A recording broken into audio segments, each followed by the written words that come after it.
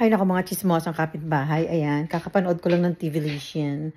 At, ang hirap, ito pang isa, no? Ito pa itong mga nadiskubre ko nung tumira kami dito sa Amerika.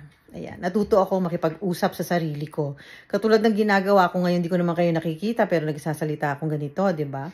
Ayan, matututo kang makipag-usap sa sarili mo kasi pag uwi mo sa bahay, since iba-iba yung oras ng trabaho namin, ayan, mag-isa ako. So, ang tendency, no, ang mangyayari talaga, by yourself, all alone. All by myself. Ayan, yan ang peg natin ngayon dito, all by myself. Siyempre, naka-makeup pa ako, di ba? Kasi galing ako ng trabaho kanina. So, noong oras na, alas 9 na, hindi pa rin ako nagsya-shower. Ganun talaga, nakakatamad.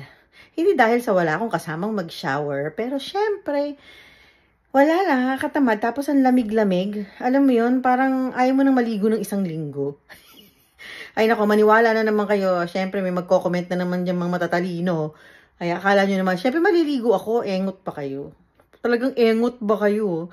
So, yun lang naman. Ayan. So, kanina nga, parang, alam mo yun, naglalaro yung iisip ko kung anong gagawin ko bukas, ganun. Tapos, parang kaya ayan, lumalaki nga yung behind ko.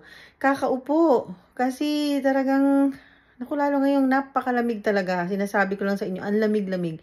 Andito ako sa California. Hindi naman nagsusnow dito sa parte na ito ng California ako nakatira. Pero ubod ng lamig ngayon, di ko alam bakit. Tapos ito pa, sumasakit pa yung balakang ko. Hindi ko ba alam, na-twist ko yata. Hindi ko alam kung paano ba. Ewan ko ba. So, yun yung mga bagay na na-discover ko rito sa Amerika. So, nung una, katulad na sinabi ko sa'yo, magkakaroon ka ng plantation. Yan, tumubo na yung mga onions na binili namin. Tapos ngayon, ito na naman. Matututo kang makipag-usap sa sarili mo. Yun lang.